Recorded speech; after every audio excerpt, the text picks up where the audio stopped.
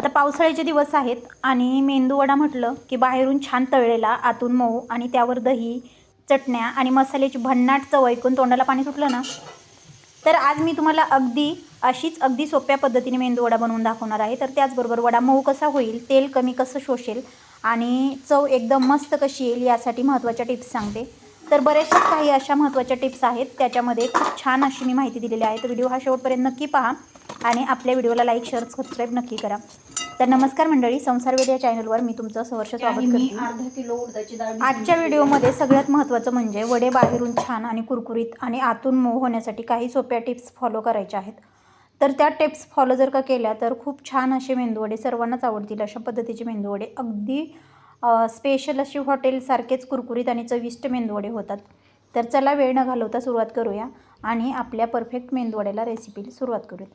तर ही मी अर्धा किलो उडदाची डाळ भिजवून घेतलेली होती. आता ही घरी भिजवलेली डाळ असल्यामुळे याच्यामध्ये थोड्याशा उडदाच्या साली वगैरे आल्या आहेत, पण काही हरकत नाही, कारण की सालीमध्ये खूप छान असं प्रोटीन असतं. बऱ्याचशाच वेळा आपण डाळी जर का सालीसहित खाल्ल्या तर ते आपल्या शरीराला खूप छान आणि फायदे. ही डाळ आहे ना साधारणपणे 3 ते 4 तास भिजत ठेवायची मैत्रिणींनो.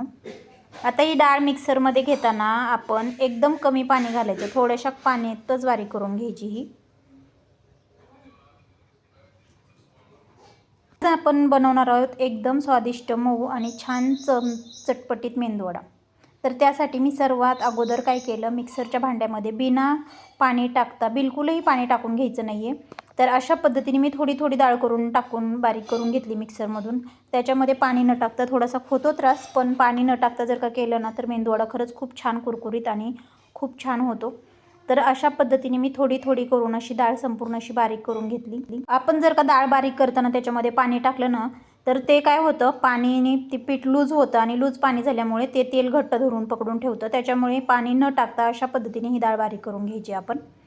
आणि त्याचबरोबर वडा मऊ होईल, कसा होईल, तेल कमी कशी शोषेल किंवा चव एकदम मस्त कशी येईल यासाठीही खूप काही महत्त्वाच्या टिप्स आहेत या व्हिडिओमध्ये. तर त्यासाठी सर्वात अगोदर मेंदूवडा बनवण्यासाठी आपल्याला लागणारं साहित्य पाहणार आहोत. उडदाची डाळ, थोडेसे मूग डाळीचे प्रमाणही घ्यायचे, परंतु मी मूग डाळ माझ्याकडे नसल्यामुळे मी काही घेतलेली नाही. तर त्यासाठीच लसूण, हिरवी मिरची, आलं, जिरे, चिरलेली थोडी कोथिंबीर, तसेच आपल्या चवीनुसार मीठ आणि तळण्यासाठी तेल, एवढ्या गोष्टी आवश्यक असतात. आता मेंदूवडा हा सर्व करण्यासाठी लागेल तर ताजं दही, हिरवी चटणी वगैरे असं लागतं. तर त्यासाठी आपण भाजलेली जिरेपूड किंवा थोडीशी कोथिंबीर असेल तरी खूप छानच. मग त्यासाठी मी या पिठामध्ये आता आपण हे सांगितलेलं बारीक साहित्य करून त्याच्यामध्ये टाकून घेतलं, चिरलेली कोथिंबीर टाकून घेतली. आता हे मस्त आपण हलक्याशा हाताने मळून घेणार आहोत. आता हे पीठ हाताने किंवा चमच्याने काही मिनटं चांगलंच फेटायचं, कारण की पीठ फेटल्यामुळे काय होतं, त्यामध्ये हवा मिसळते आणि वडा हा आतून छान हलकासा आणि मऊ होण्यास मदत होते. पीठ योग्य आहे की नाही हे पाहण्यासाठी एक छोटीशी टेस्ट करून पहा. एका वाटीमध्ये पाणी घ्यायचं आणि त्यामध्ये थोडंसं पीठ सोडा. पीठ वर तरंगलं तर पीठ चांगलं फेटलं गेलं असं त्याचा एक भाग आला. मेंदूवडा मऊ होण्यासाठी पीठ फेटणं ही खूप महत्त्वाची त्याच्यामध्ये पद्धत आहे. आता कढईमध्ये तेल मी गरम करण्यासाठी ठेवलेलं आहे आणि अशा हातावर गोल गोळे केले म्हणजे एकसारखा सर्व मेंदूवड्यांना आकार येतो. त्यामध्ये मध्यम आचेवर तेल गरम करण्यासाठी ठेवलं आणि वडे तळायला सुरू केले मी. आता हातावर थोडं पाणी लावून हे गोळे मी पळीवर ठेवले आणि पळीलाही थोडंसं पाणी लावलं. अशा पद्धतीने हलकंसं बोटालाही पाणी लावून त्याला आपण छोटंसं छिद्र पाडून आपण कढईमध्ये टाकून घेतलं. तर खूप छान असं तेलामध्ये कमी गॅसवर तळायचे हे वडे, कारण की फुल गॅस केलास तर त्याला लाल रंगही येऊ शकतो आणि वडे आतून तळणारही नाहीत. तर अशा एकदम सोप्या पद्धतीने आपण हे वडे तेलामध्ये सोडून घेतोय.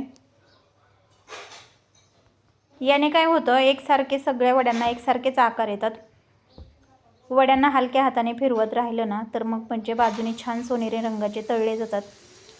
वडे बाहेरून कुरकुरीत आणि सोनेरी झाले की ते बाहेरून काढून घ्यायचे, कारण की आतमध्ये ही मऊपणा आला पाहिजे वड्यांना. जास्त फुल गॅसवर काय होतं, कडक होतात वडे आणि खूप कमी गॅसवर हे आता असे तळू द्यायचे. आता हे बऱ्याचशाच वेळ कमी गॅसवर तळलेले आहेत. आपण आता हे काढून घेऊयात मस्त. हे पाहू शकताय, खूप कुरकुरीत आणि खूप छान रंग आलाय आता याला.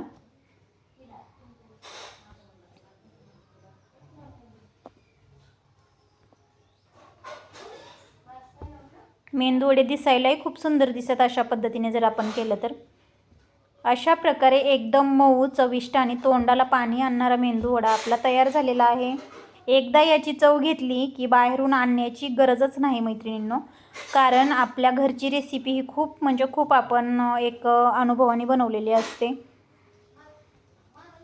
याच्यामध्ये काही महत्त्वाच्या टिप्स अशा असतात, त्या म्हणजे डाळ पुरेशी वेळ भिजवणे किंवा पीठ वाटताना जास्त पाणी न वापरणे, तसेच पीठ चांगलं फेटून घेणे मी सांगितल्याप्रमाणेच. आणि सर्वात महत्त्वाची याच्यामध्ये एकच टिप्स आहे, ती म्हणजे मंद आचेवर गॅसवर आपला मेंदूवडा तळून घेणे. ही खूप महत्त्वाची टिप्स आहे याच्यामध्ये. या छोट्या छोट्या गोष्टी केल्या ना तर मेंदूवडा हा नक्कीच मऊ आणि चविष्ट होईल.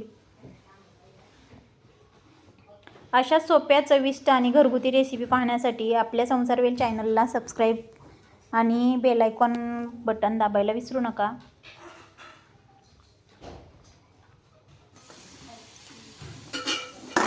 हे पाहू शकताय, खूप कुरकुरीत आणि मस्त असे मेंदूवडे झालेले आहेत आपले.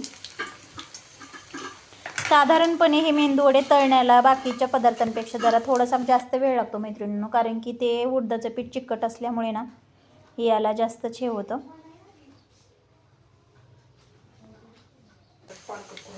तर या आणि अशा सोप्या, चविष्ट आणि घरगुती रेसिपी पाहण्यासाठी आपण नंतर नवीन एका स्वादिष्ट रेसिपीसोबत पुन्हा भेटूया. तोपर्यंत छान खा, आनंदी राहा आणि घरच्या घरी स्वादिष्ट पदार्थ बनवत राहा. तर आजचा व्हिडिओ हा तुम्हाला कसा वाटला ते नक्की सांगा. आणि या वड्यासोबत जर का हिरवी मिरची, नारळाची चटणी किंवा आपण मस्त छान असं ताजं फेटलेलं दही असेल तर खूपच छान. तर आता माझ्याकडं दही हे अवेलेबल नव्हतं, परंतु केळीचं पान हे होतं. केळीच्या पानावर तर अजून चविष्ट भात आणि सांबर वगैरे खूप छान लागतं. म्हणून माझ्याही मुलांची एक फरमाईश असते की आई असं काही बनवलंच तर माझ्या छोट्या मुलाला आवडतं. म्हणून मी त्याच्यासाठी असं छान असं केळीचं पान वगैरे घेऊन त्याला मस्त असं मेंदूवडे वगैरे त्याने केळीच्या पानावर खाण्याचा आनंद घेतला. तर आजचा व्हिडिओ हा कसा वाटला ते नक्की कमेंटमध्ये सांगा. आणि भेटूया उद्या नवीन एका व्हिडिओसोबत. तोपर्यंत बाय बाय.